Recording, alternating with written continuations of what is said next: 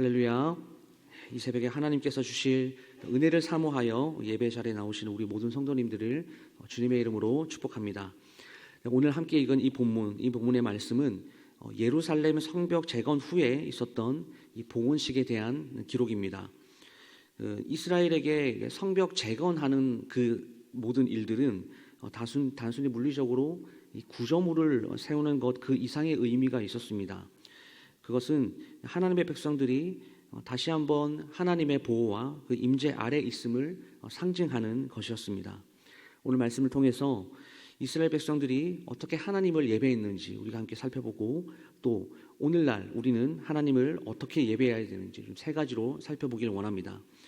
첫 번째는 예배는 온 마음을 다해 준비해야 한다라는 것입니다. 오늘 31절에서 37절까지 말씀을 우리가 함께 읽었는데요. 이 부분은 이스라엘 백성들이 성전 봉헌식을 어떤 마음으로 준비했는지를 말해주고 있습니다. 느헤미야는 봉헌식을 위해서 아주 세심하게 준비를 했습니다. 31절 말씀에 내가 유다의 방백들을 성벽 위에 오르게 하고 라고 기록을 하고 있습니다. 느헤미야는 이스라엘 지도자들을 이 봉헌식 준비에 참여시키면서 이 행사가 전 백성의 행사였다라는 것을 보여주고 있습니다. 지도자들을 먼저 앞장서서 하나님께 감사와 찬양을 드리는 이 모습들은 모든 백성들에게 큰 격려가 되었을 것입니다. 특별히 봉헌식에는 지도자들, 제사장들, 레위인들, 찬양대, 악기 연주자들 등 다양한 사람들이 참여했습니다. 이 한 번에 봉헌 예배를 드리기 위해서 수많은 사람들이 이 직업 기천 차별 없이 한 마음으로 이 봉헌 예배를 준비하고 있는 것을 볼 때 우리가 드리는 이 현재 우리의 예배도 한번 생각해 볼 수 있을 것 같습니다. 우리가 하나님께 드리는 예배, 우리 모두는 어떤 준비를 하고 이 예배당 문을 통과하여 이 자리에 앉아 계십니까? 정성껏 마음을 다하여 예배를 드리시는지요? 한 주간 동안 해를 당하지 않고 우리를 지켜주시는 그 하나님의 은혜에 감사함으로 반응하고 하나님께 드릴 이 물질들을 미리 준비하고 계십니까? 최선의 예배를 드리기 위해서 하루 전날 마음을 모으고 경건함과 거룩함으로 또한 그 의복들을 준비해 나가고 계십니까? 우리는 예배 준비를 어떻게 하고 있는지 정직하게 돌아보아야 합니다. 두 번째는 예배는 온 몸을 다하여 드려야 한다라고 하는 것입니다. 이스라엘 백성들이 이 봉헌 예배를 어떻게 드리고 있는지 이것을 보게 되면 먼저 느헤미야는 두 무리로 나누어서 성벽 위를 행진하게 했습니다. 이는 이 모두가 온 몸으로 하나님께 예배를 드리고 있는 모습을 묘사한 것입니다. 또한 42절 본문을 보시게 되면 노래하는 자는 크게 찬송하였는데 라고 이렇게 기록이 되어 있습니다. 온 마음 그리고 온 힘을 다하여 하나님께 예배했다, 찬양했다라는 그런 뜻이죠. 그리고 백성들은 큰 제사를 드렸다라고 기록을 하고 있습니다. 이것은 최선을 다하여 마음을 다하여 하나님께 예물을 준비했다라고 하는 그런 의미입니다. 여러분, 이스라엘은 봉헌 예배를 이 최선을 다하여 드렸습니다.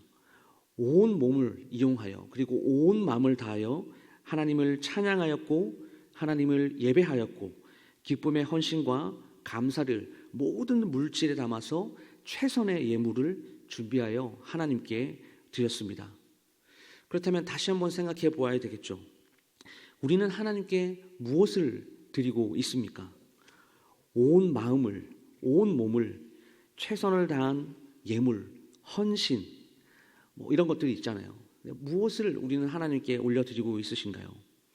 우리 모두는 주님께서 주신 은혜에 반응하는 사람입니다. 이 반응이라고 하는 것은 행동을 수반하죠. 우리가 하나님께 받은 만큼 돌려드리는 이 기브 앤 테이크가 아니라 받은 것 그 이상으로 하나님께 올려드리는 우리 모두는 주님께서 이 시대 하나님을 사랑하고 하나님을 섬기기 위해 부르심을 받은 성도라고 하는 사실인 것이죠. 아직도 우리의 신앙의 모습이 이 적당히라는 이 수준에 머물러 있다면 오늘 말씀을 통해서 이 적당히가 최선으로 변화되어야 될 줄 믿습니다. 세 번째는 예배는 온 마음으로 기뻐해야 한다라고 하는 것입니다.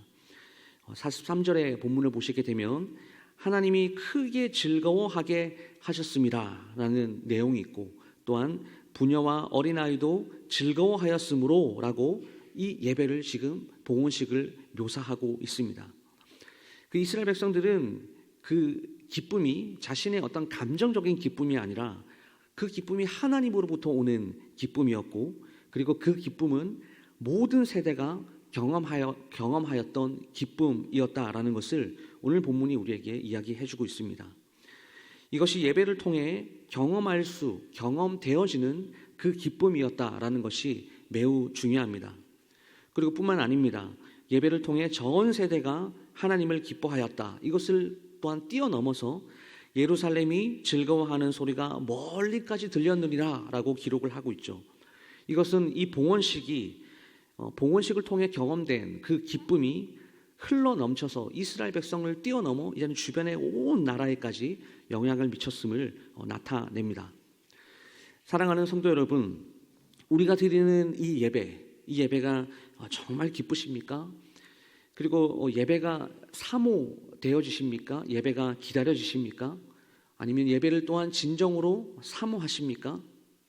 이것을 다시 한번 질문을 드리면, 오늘 본문에 이스라엘 이 백성들이 드렸던 이 봉헌식, 이 봉헌 예배를 사모하십니까? 라는 질문을 드려볼 수 있을 것 같습니다. 또한 우리가 이런 예배를 한번 좀 드려보고 싶지 않으십니까? 성벽을 봉헌하는 자리에 그 누구나 너나 할 것 없이 예배를 온 마음으로 준비하고 온 몸을 다해, 그리고 진실된 마음으로 예배를 드리고 전심을 다하여 드리는 그 예배를 통해서 경험되어지는 하나님께서 허락하신 진정한 참된 그 기쁨을 누릴 뿐만 아니라 하나님을 향한 그 기쁨이 흘러 넘쳐서 나의 일상에 영향을 주고 내 주변에 내가 만나는 모든 이들에게 그 하나님의 기쁨을 선물로 줄 수 있는 그런 삶, 그런 신앙생활, 그런 예배, 영과 진리로 진심으로 하나님을 예배하고 싶지 않으십니까? 말씀을 마무리하겠습니다. 이 느헤미야 시대의 성벽 봉헌식은 우리에게 진정한 예배의 모습을 보여줍니다. 온 마음을 다해 그 예배를 준비하고, 그리고 온 몸을 다해서 예배를 드리며 온 마음으로 기뻐하는 그 예배야말로 하나님께서 기뻐하시는 예배라고 하는 사실입니다. 우리도 이런 예배를 통해서 하나님과의 그 올바른 관계가 세워지고 그분의 기쁨이 되는 우리 모두가 될 수 있기를 간절히 소망합니다. 보여지는 예배가 아니라 마음으로 드리는 예배, 그리고 삶으로 고백되어지는 그런 예배를 드림으로 하나님이 기뻐하시고 영광 받으시는 삶을 살아가시는 사랑하는 모든 성도님들 다 될 수 있기를 주님의 이름으로 축복합니다.